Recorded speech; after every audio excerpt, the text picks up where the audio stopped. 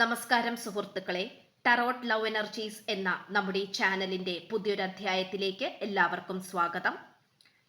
ഇന്നത്തെ നമ്മുടെ വായനയുടെ തലക്കെട്ട് എന്ന് പറയുന്നത്, ഈ വ്യക്തി നിങ്ങളെ വേദനിപ്പിച്ചിട്ടാണോ കടന്നു പോയിട്ടുള്ളത്? അങ്ങനെയാണെങ്കിൽ ഈ വ്യക്തിയുടെ ഇപ്പോഴത്തെ അവസ്ഥ എന്താണ് എന്നുള്ളതാണ് നമ്മൾ ഇന്നിവിടെ വായിക്കാൻ പോകുന്നത്. കറണ്ട് എനർജി അപ്ഡേഷനാണ് ചെയ്യുവാനായി പോകുന്നത്.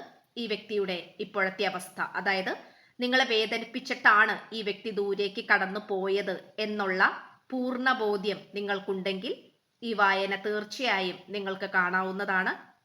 അല്ലാത്ത പക്ഷം നിങ്ങൾക്കിടയിൽ പ്രത്യേകിച്ച് പ്രശ്നങ്ങളൊന്നുമില്ല, വളരെ നല്ല രീതിയിലാണ് പോയിക്കൊണ്ടിരിക്കുന്നതെങ്കിൽ ഈ വായന കാണാണ്ടിരിക്കുക.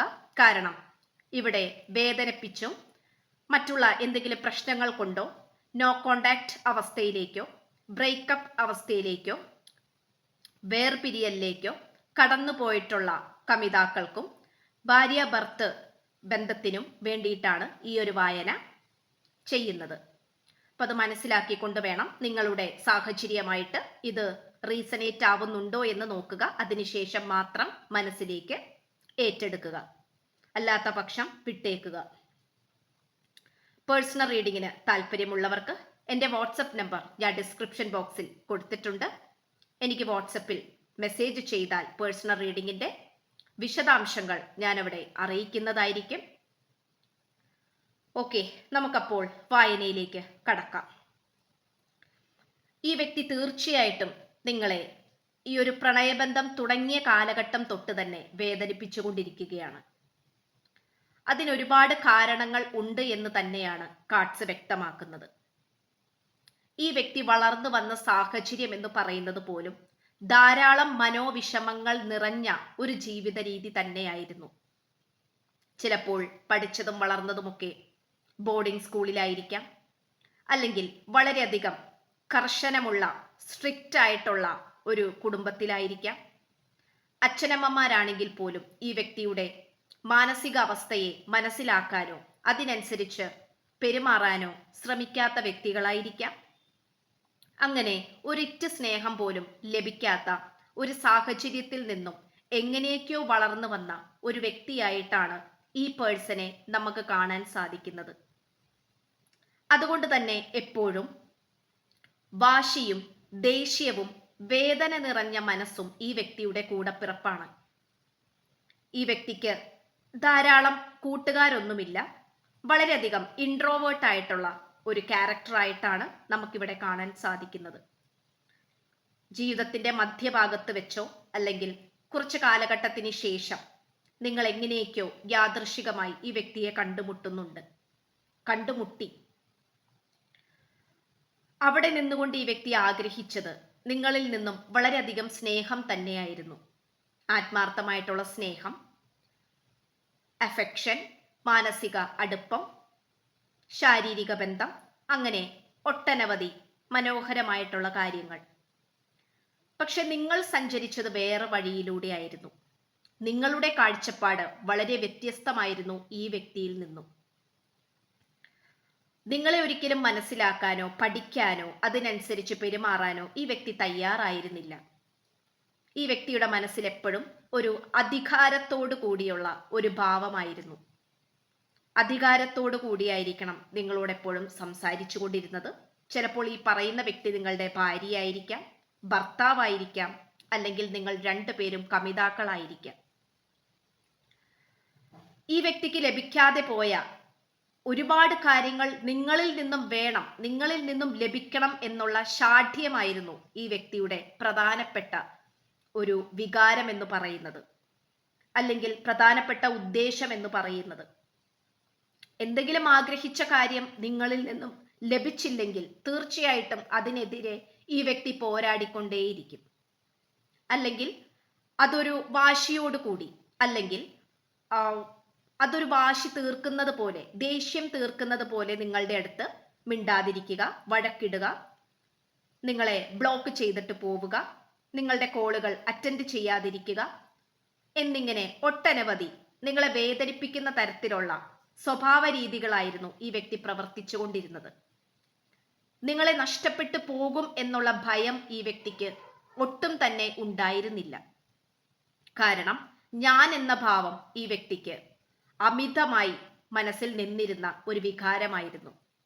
ഞാൻ എന്ന ഭാവം എന്ന് പറയുമ്പോൾ അഹങ്കാരം, അഹംഭാവം, അത് തന്നെയാണ് നമുക്കിവിടെ എടുത്തു പറയാൻ പറ്റുന്ന ഒരു കാര്യം എന്ന് പറയുന്നത്. അപ്പോൾ നിങ്ങൾ എത്രത്തോളം ഈ വ്യക്തിയുടെ സ്വഭാവ രീതി കൊണ്ട് വേദനിക്കുന്നുണ്ടെന്നോ, നിങ്ങളുടെ മനസ്സ് എത്രത്തോളം കീറി മുറിക്കപ്പെടുന്നുണ്ടെന്നോ ഈ വ്യക്തി ആഗ്രഹിക്കുന്നില്ല. ഈ വ്യക്തി അതിനെക്കുറിച്ച് അറിയാൻ താല്പര്യപ്പെടുന്നില്ല. അതിൻ്റെ ആഴങ്ങളിലേക്ക് ഇറങ്ങിച്ചെല്ലാൻ താല്പര്യപ്പെടുന്നില്ല. അതുപോലെ തന്നെ ഒട്ടും തന്നെ കമ്മ്യൂണിക്കേഷൻ ഇല്ലാത്ത ഒരു വ്യക്തിയായിട്ടാണ് നമുക്കിവിടെ കാണാൻ സാധിക്കുന്നത്. നിങ്ങളാണെങ്കിലോ ഒരുപാട് സംസാരിക്കാൻ ഇഷ്ടപ്പെടുന്ന വ്യക്തികളും ഒരു ഫ്രണ്ട്ലി നേച്ചറും കൂടിയാണ് നിങ്ങൾ ഈ വ്യക്തിയിൽ നിന്നും ആഗ്രഹിച്ചത്. പക്ഷേ നിങ്ങളോടുള്ള ഒരു അഹങ്കാരം അല്ലെങ്കിൽ നിങ്ങളോടുള്ള വൈരാഗ്യമോ, ഈ വ്യക്തിയുടെ ചാട്ട സ്വഭാവമോ, അമിത ബുദ്ധിയോ കുബുദ്ധിയോ കാരണം ഈ വ്യക്തിക്ക് ചില പിഴവുകൾ സംഭവിച്ചു. നിങ്ങളെ വേണ്ട എന്ന് വെച്ച് തൽക്കാലത്തേക്ക് വേറെ വ്യക്തിയെ സ്വീകരിച്ചതായിട്ടും നമുക്കിവിടെ കാണാൻ സാധിക്കുന്നുണ്ട്. പക്ഷേ അത് നാശത്തിലേക്കാണ്, അല്ലെങ്കിൽ ഈ വ്യക്തി അത് വലിയൊരു കുഴിയിലേക്കാണ്, ആപത്തിലേക്കാണ് പോയത് എന്ന് ഒരിക്കലും ഈ വ്യക്തി വിചാരിച്ചിരുന്നില്ല. അവസാനം ആ ഒരു മൂന്നാമതൊരു വ്യക്തിയുടെ സാന്നിധ്യം വന്ന് നിറഞ്ഞതോടുകൂടി ഈ വ്യക്തിക്ക് പല പാഠങ്ങളും പല അറിവുകളും ഈ വ്യക്തി മനസ്സിലാക്കി തുടങ്ങി എന്നുള്ളതാണ് ഇവിടെ എടുത്തു പറയേണ്ട ഒരു കാര്യം എന്ന് പറയുന്നത്. അതിലേറ്റവും പ്രധാനപ്പെട്ട കാര്യം നിങ്ങളുടെ പ്രാധാന്യം.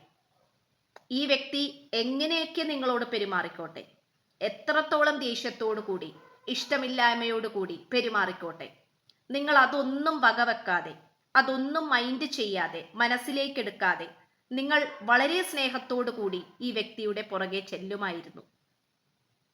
വീണ്ടും ഒരു കുഞ്ഞിക്കുട്ടികൾ നമ്മൾ എത്ര പിണങ്ങിയാലും അവർ വീണ്ടും നമ്മളുടെ അടുത്തേക്ക് കൂടാൻ വരില്ലേ സ്നേഹത്തോടെ? അതുപോലെ നിങ്ങൾ ചെല്ലുമായിരുന്നു. ആ ഒരു കാര്യം തൊട്ട്, നിങ്ങളുടെ ഏറ്റവും സിമ്പിൾ ആയിട്ടുള്ള കാര്യം തൊട്ട് വലിയ കാര്യങ്ങൾ വരെയും ഈ വ്യക്തി ചിന്തിക്കാൻ തുടങ്ങി. അല്ലെങ്കിൽ ഈ വ്യക്തിയുടെ മനസ്സിലേക്ക് അതിങ്ങനെ മിന്നി മറഞ്ഞുകൊണ്ടേയിരുന്നു അത്തരം ചിന്തകൾ. ഇപ്പോൾ ഈ വ്യക്തിയുടെ അവസ്ഥ എന്ന് പറയുന്നത് ഏതോ ഒരു സാഹചര്യത്തിൽ കുടുങ്ങിക്കിടക്കുകയാണ്. അത് നിങ്ങളുടെ അടുത്ത് പരിപൂർണമായി തുറന്നു പറയാനും സാധിക്കുന്നില്ല, എന്നാൽ അവരെ വിട്ട് നിങ്ങളുടെ അടുത്തേക്ക് വരാനും സാധിക്കുന്നില്ല. പക്ഷെ ഈ വ്യക്തി നിങ്ങളുമൊത്ത് ഒരു ജീവിതമാണ് ഇപ്പോൾ ഏറ്റവും കൂടുതൽ ആഗ്രഹിക്കുന്നത്. ഈ വ്യക്തിയോട് ഇപ്പോൾ ചോദിക്കുകയാണ്, നിങ്ങളുടെ ഏറ്റവും വലിയ ആഗ്രഹം എന്താണ് എന്ന് ചോദിച്ചാൽ ഈ വ്യക്തി പറയും നിങ്ങളുമായി ഒരു ജീവിതം തന്നെയാണ് എന്ന്. കാരണം നിങ്ങൾ അത്രത്തോളം പരിശുദ്ധ മനസ്സുള്ള വ്യക്തികളാണ് എന്നുള്ള സത്യം ഈ വ്യക്തി, മറ്റു പല ടോക്സിക് ആയിട്ടുള്ള വ്യക്തികൾ ഈ വ്യക്തിയുടെ ജീവിതത്തിലേക്ക് വന്നപ്പോൾ ഈ പേഴ്സൺ അത് നിങ്ങളുടെ പ്രാധാന്യം മനസ്സിലാക്കിയിരിക്കുന്നു എന്നുള്ളതാണ്. കുപ്പയിലെ മാണിക്യം പോലെയായിരുന്നു നിങ്ങളുടെ അവസ്ഥ. അതായത് നിങ്ങളുടെ ആ ഒരു പരിശുദ്ധമായ മനസ്സുകൊണ്ട് നിങ്ങൾ അത്രത്തോളം ആത്മാർത്ഥമായ സ്നേഹമാണ് ഈ വ്യക്തിക്ക് കൊടുത്തുകൊണ്ടിരുന്നത്. പക്ഷേ ഈ വ്യക്തിയാണെങ്കിൽ ആ ഒരു അത്രയും പ്രാധാന്യമുള്ള നിങ്ങളുടെ ആ ഒരു മനസ്സ് ഈ വ്യക്തി കാണാതെ പോയി. അവിടെ മുഴുവനും ടോക്സിസിറ്റി സ്പ്രെഡ് ചെയ്തുകൊണ്ട് നിങ്ങളെ മൂടിക്കെട്ടാൻ ഈ വ്യക്തി ശ്രമിച്ചു. നിങ്ങളെ പരാജയപ്പെടുത്താൻ ഈ വ്യക്തി ശ്രമിച്ചു. ഇന്ന് ഈ ഒരു സാഹചര്യത്തിൽ ഈ വ്യക്തി വളരെയധികം ഭയപ്പെട്ട് നിൽക്കുന്ന അവസ്ഥയിലാണ് കാണിക്കുന്നത്. പേടിച്ചരണ്ടിരിക്കുന്ന ഒരവസ്ഥ. എന്ത് ചെയ്യാനും ഭയപ്പെടുന്നു. നിങ്ങളിലേക്ക് വരാമെന്ന് വെച്ചാൽ നിങ്ങളുടെ പ്രതികരണം എങ്ങനെയായിരിക്കും എന്നുള്ള ചിന്തയിൽ ഈ വ്യക്തി ഭയപ്പെടുന്നു. തേർഡ് പാർട്ടി സിറ്റുവേഷനിലാണെങ്കിൽ അതിൽ നിന്നും എങ്ങനെ പുറത്ത് കടക്കാം എന്നുള്ള രീതിയിൽ ചിന്തിച്ച് ഈ വ്യക്തി ഭയപ്പെടുന്നു, വിഷമിക്കുന്നു. ഇതാണ് നമുക്കിവിടെ കാണാൻ സാധിക്കുന്നത്. അപ്പൊ തീർച്ചയായിട്ടും ഈ വ്യക്തി നിങ്ങളെ ദുഃഖിപ്പിച്ചതിന് തിരിച്ചടിച്ചുകൊണ്ടിരിക്കുന്നു ഓരോന്നായി. നിങ്ങളാണെങ്കിലോ ഉയർച്ചകളുടെ പടികൾ കയറിക്കൊണ്ടുമിരിക്കുന്നു. നിങ്ങൾക്ക് എന്തൊക്കെയോ സാമ്പത്തികപരമായിട്ടുള്ള നേട്ടങ്ങളോ അല്ലെങ്കിൽ എന്തൊക്കെയോ നല്ല നല്ല കാര്യങ്ങൾ നിങ്ങൾക്ക് ലഭിച്ചുകൊണ്ടിരിക്കുന്നുണ്ട്. അതിലേക്ക് മാത്രം കോൺസെൻട്രേഷൻ ചെയ്തുകൊണ്ട് നിങ്ങൾ മുന്നോട്ട് പോയിക്കൊണ്ടിരിക്കുകയാണ്. ഈ വ്യക്തിയാണെങ്കിൽ പോലും മറ്റുള്ള കാര്യങ്ങളിൽ എൻഗേജ്ഡ് ആവാൻ ശ്രമിക്കുന്നുണ്ട്. കാരണം നിങ്ങളെക്കുറിച്ചുള്ള അമിതമായ ചിന്തയും പശ്ചാത്താപവും വരാണ്ടിരിക്കാൻ വേണ്ടിയിട്ട്. എന്തൊക്കെ തന്നെ ആയാലും ഈ വ്യക്തി നിങ്ങളിലേക്ക് തന്നെ തിരിച്ചു വരണം എന്നുള്ള ഒരവസ്ഥയിലാണ് നിൽക്കുന്നത്. നിങ്ങളോട് എല്ലാ കാര്യവും തുറന്നു പറയണം, മനസ്സ് തുറക്കണം എന്നുള്ള ചിന്തയിലാണ് ഈ വ്യക്തി ഇരിക്കുന്നത്. അപ്പോൾ മാത്രമേ ഈ വ്യക്തിയുടെ ജീവിതം വിജയിക്കുള്ളൂ എന്നുള്ള വിശ്വാസത്തോടു കൂടിയാണ് ഈ വ്യക്തി ഇരിക്കുന്നത്. ഇപ്പോൾ എന്തൊക്കെ കാര്യങ്ങൾ ഈ വ്യക്തിക്കുണ്ടെന്ന് പറഞ്ഞാലും നിങ്ങളുടെ ആ ഒരു സാന്നിധ്യമില്ലായ്മ ഈ വ്യക്തിയെ തകർക്കുന്നുണ്ട്. തേർഡ് പാർട്ടി എന്ന് പറയുന്നത് ഒരിക്കലും ഈ വ്യക്തിയുമായി ചേരാത്ത ഒരു എനർജി ആയിട്ടാണ് നമുക്ക് കാണാൻ സാധിക്കുന്നത്. ആ ഒരു യാഥാർത്ഥ്യവും ഈ വ്യക്തി മനസ്സിലാക്കിക്കൊണ്ടിരിക്കുന്നു എന്നുള്ളതാണ് മറ്റൊരു സത്യം. തീർച്ചയായിട്ടും ഈ വ്യക്തി നിങ്ങളുടെ അടുത്തേക്ക് വരണം എന്ന് തന്നെയാണ് നിങ്ങളുടെയും പ്രാർത്ഥന. കാരണം നിങ്ങളും വിശ്വസിക്കുന്നത് അങ്ങനെ തന്നെയാണ്. എന്നെങ്കിലും ഒരു ദിവസം ഈ വ്യക്തി എൻ്റെ അടുത്തേക്ക് വരും, അന്ന് എൻ്റെ മനസ്സ് മനസ്സിലാക്കും, ഞാൻ ആരാണെന്ന് ഈ വ്യക്തി തിരിച്ചറിയും എന്നുള്ള ദൃഢനിശ്ചയത്തോടു കൂടിയാണ് നിങ്ങളും മുന്നോട്ട് പോയിക്കൊണ്ടിരിക്കുന്നത്. ഇത്രയുമാണ് നമുക്ക് ലഭിച്ചിരിക്കുന്ന സന്ദേശം എന്ന് പറയുന്നത്. പേഴ്സണൽ റീഡിങ്ങിന് താല്പര്യമുള്ളവർക്ക് എൻ്റെ വാട്സപ്പ് നമ്പർ ഞാൻ ഡിസ്ക്രിപ്ഷൻ ബോക്സിൽ കൊടുത്തിട്ടുണ്ട്. വാട്സപ്പിൽ മെസ്സേജ് ചെയ്താൽ പേഴ്സണൽ റീഡിങ്ങിന്റെ വിശദാംശങ്ങൾ ഞാൻ അവിടെ അറിയിക്കുന്നതായിരിക്കും. പുതിയൊരു അധ്യായത്തിൽ കാണുന്നത് വരേക്കും എല്ലാ മാന്യ പ്രേക്ഷകർക്കും എൻ്റെ വിനീതമായ നന്ദി, നമസ്കാരം. God bless you.